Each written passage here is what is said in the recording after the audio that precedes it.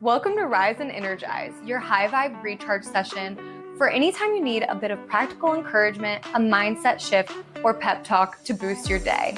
I'm your host, Morgan, and I love sharing stories, tips, and tricks that help us find the spark we need to move forward with purpose. Whether you're working on your career, your health, or your relationships, this show helps you stop overthinking and start stepping into the version of yourself you know you're capable of being. Let's get into it. Hello. Welcome to another episode of the podcast. I'm so glad that you're here. Today, I'm really excited about this topic because I feel like the last several episodes, I've been really heavy on the personal development, and the last episode was actually a little bit more physical because it was more about sleep and how to get better, proper sleep, just some of the things that you can do to help yourself do that.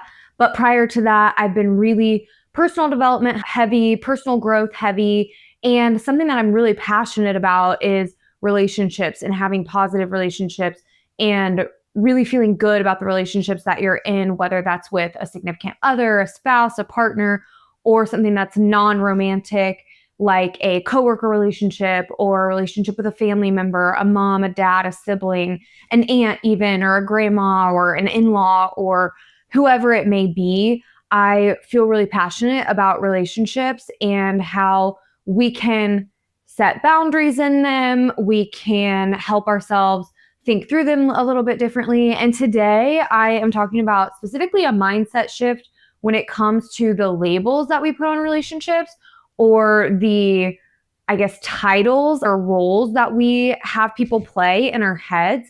And I think that this is a really valuable thing to think about. It helps me to take less pressure or put less pressure on the people in my life that maybe I am putting pressure on that I don't even realize.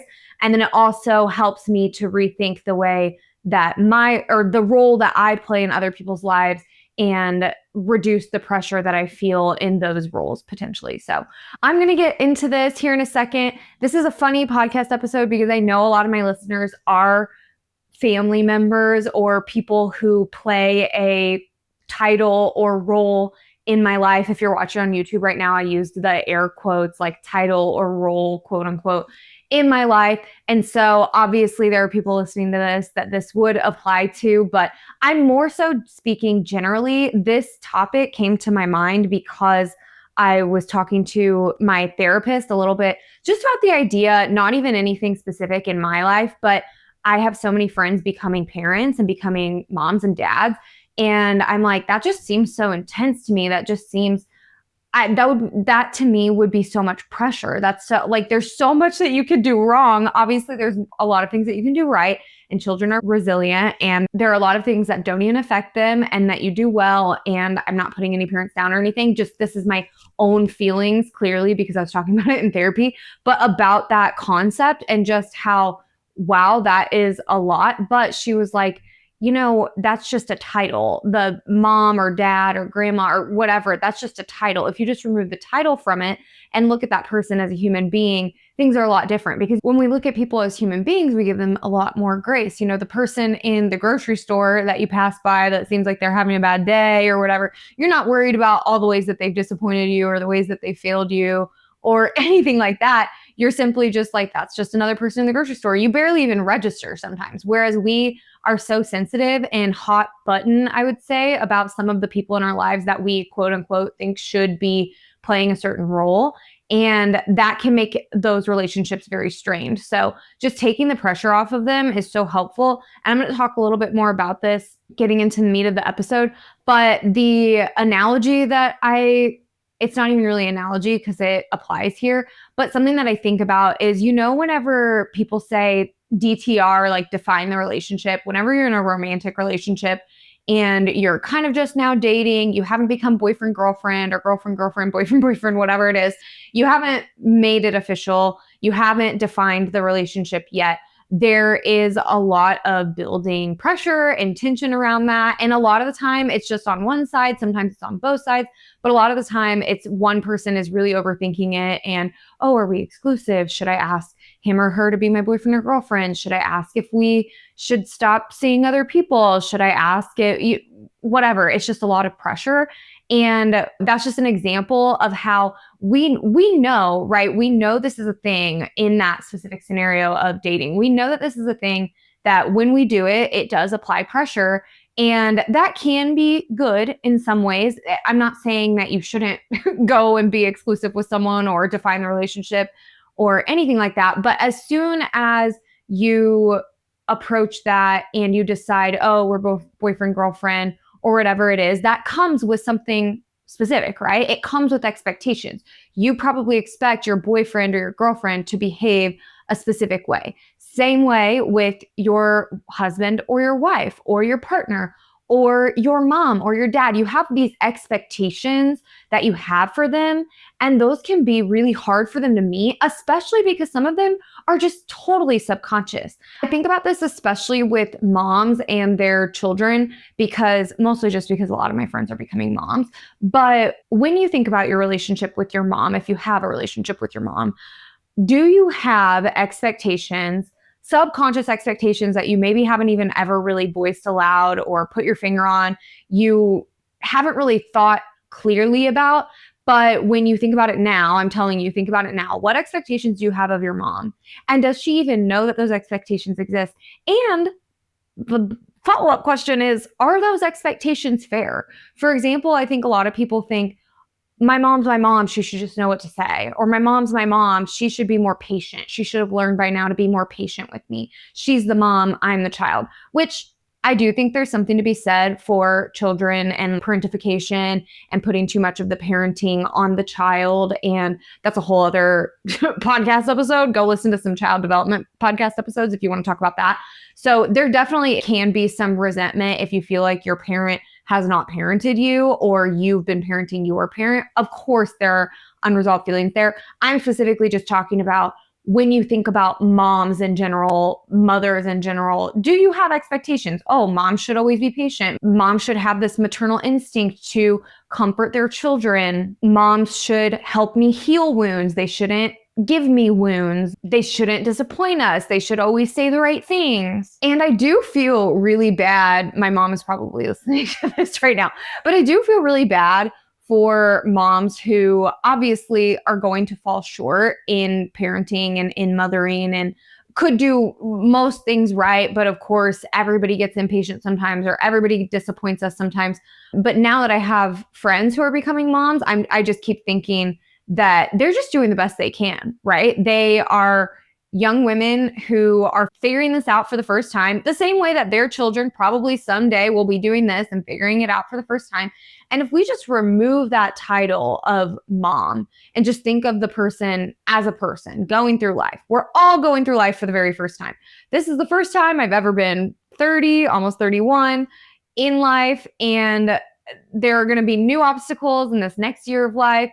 And this last year of life, there have been different things that I haven't experienced before. And we're all just going through this for the first time. And sometimes we just don't give that grace to people in our lives who have those heavy titles. And I don't mean heavy just in a negative sense, because heavy often means like very close, or a heavy title could be someone who we lean on a lot for support or is a go-to for us or is just really important to us. There's a lot of love and care and respect there. But on the flip side of things, we have major expectations for them. We have a lot more expectations for our mom than we do the guy in the grocery store, right? And so those are some of the things that come with moms. I feel like dads are similar, where dads, kind of the stereotypical expectations that we have of them is that they'll figure things out. They will solve the problem. You know, if you have a problem in your house or with money, or I don't know, there are some specific things that are more affiliated with, I guess, the male role model or parent in our lives. So if you have a relationship with your dad, then you might think things like, he should know what to do, he should be providing, or he should be strong right now, he should always be strong. You may just have some of those expectations without even realizing them. So take a second and think about what types of things, when I think about my parents, or think about when you complain about your parents, what are the things that you complain about the most? And what are those said unspoken expectations. And from there, you can decide, one, are those expectations fair? Because if they're not fair, there's no point in voicing them. If they are fair expectations, or like I said at the beginning of this episode, boundaries more so, those are things that you can share and you can vocalize to your parents. Those are things that you could say, hey, mom, I really specifically don't like it when you say this type of thing. Or, hey, dad, whenever I'm speaking about this problem or whatever, I would really like it if you help with this. You can always, of course, in your relationships, you can always guide the people to what your expectations are as long as they're fair, because the thing is, they don't know. They're not mind readers until you tell them. And well, they're not mind readers when you tell them to be mind readers. I'm saying they're not mind readers. They don't know your expectations until you tell them. I'm sure you got that, but I kind of fumbled it. So this could be applied to any relationship. Another one that I was thinking a lot about is in a boss subordinate relationship. So say that you have a manager, and there are all these thoughts that we have when it comes to someone that's above us, because more than likely they're making more money than us, or more than likely they have a better title than us. They've been promoted and we haven't, whatever the case may be, but they're above us and they are giving us jobs to do, or they are giving us feedback. Sometimes we unfairly, in my opinion, put a lot of pressure on those people and have expectations for something that's like further than their job description, I would say, because we're thinking so much more about, oh, well, they're making more money than me. They should be doing this. They should be doing that. They should be doing this. Or if they don't communicate something very well. I've had managers that I love that I was like, they did not communicate that very well. But in my opinion, this is one that I actually don't have a hard time with. I think it's just because I really don't mind authority. I'm maybe not unique in that, but I just am a person that I don't mind taking orders. I don't really care to be the one giving orders. I don't mind being a follower of a leader. That just does not bother me. And I don't really question authority. It's good in some ways and bad in others, but I don't really question authority. So I don't have issues with this, but I have noticed with peers or even with other people in my life who speak of their managers that it can be really, really hard whenever you feel like an authority figure is not doing a good job and you're thinking so much about, well, why are they above me? Why are they getting paid more than me? And they're not even doing a good job.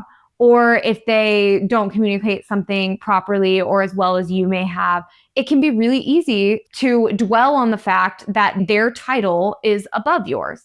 Now, if you just removed the thought of that title, just give yourself a mindset shift and think, okay, they're just another employee at this company.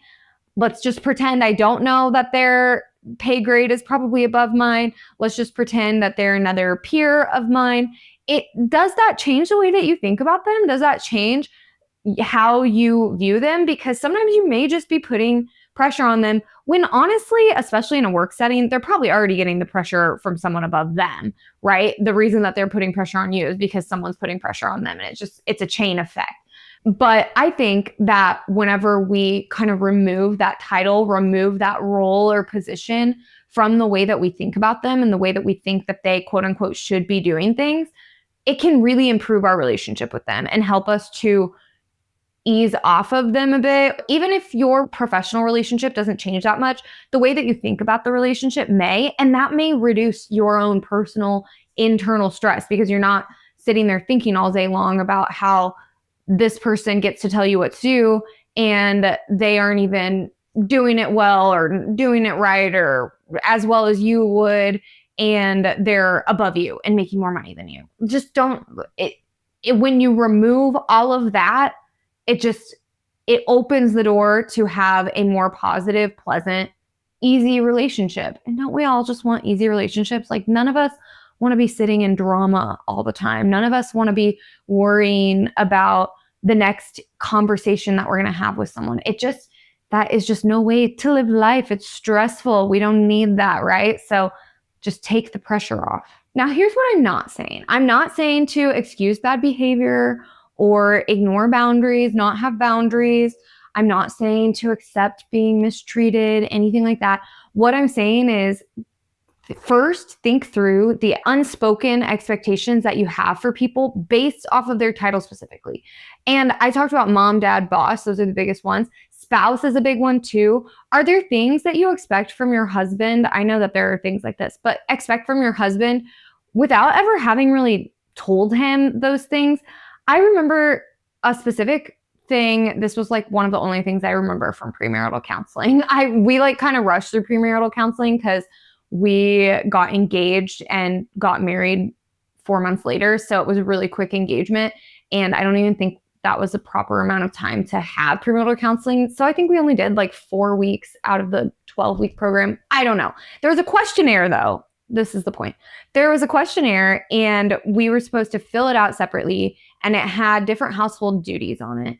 And we marked, is this a husband, wife, or both responsibility? And for the majority of them, we put both because we both clean the household. Well, at the time we didn't know because we weren't roommates. We didn't live together before we were married. But regardless, we put like what we expect the husband, the wife, or both to take care of. And for the majority of them, we were like, we both can take care of the dishes. We both can take care of vacuuming. We both can take care of feeding the dog or whatever it may be. But then one of them was taking out the trash. And I remember Jared had put both and I had put husband. And our pastor was like, oh, why? So what's the difference here? Why do you think that? And I was like, I don't know. I guess my dad just always took out the trash. So I just figure like the guy should always do it. That's like a gross job. The woman shouldn't do it. And then Jared was like, well, how is that any different than like the dishes or anything else? Those jobs are gross too.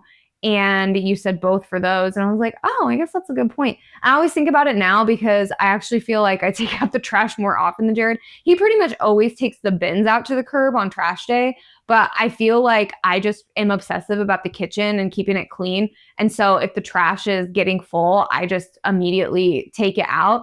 And so it's funny just how it's like reversed now.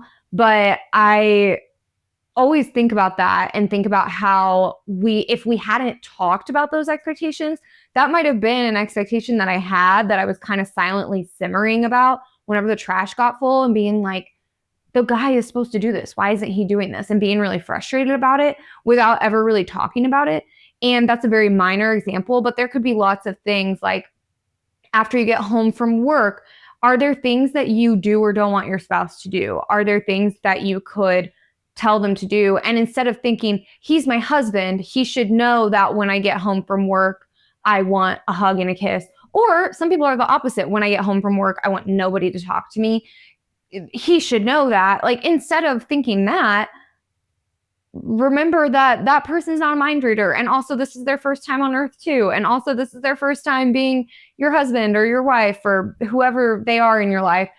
This is their first time doing it too. This is all our first times on this rotation of the earth. It's just, we're all here for the first time. So if we just give each other a little bit more grace and stop dwelling as much on the fact that, well, she's my wife, she should know, or he's my husband, he should know. I just think that it would help us to feel more satisfied in our relationships and have more ease and comfort and less stress in our relationships. And the thing is, when we do this for other people, when we kind of remove the stress or the responsibility and expectations from that title or role that they have, it can help us do this for ourselves too. Because, right, like there are times when I think, oh, I'm not being a very good sister because I'm not doing XYZ for my sisters. And a lot of the times those are just expectations that I'm putting on myself that they're not even putting on me necessarily. Maybe they are, but they haven't told me. But expectations that I'm putting on myself that, oh, this is what you should do to be a good sister. And it's like, maybe I could just view my sisters as other people that I care about. And instead of putting all that pressure of, oh, a sister should be doing this, then I can just move through the world as though they're just another person and give myself grace when it comes to things I think I should or shouldn't be doing.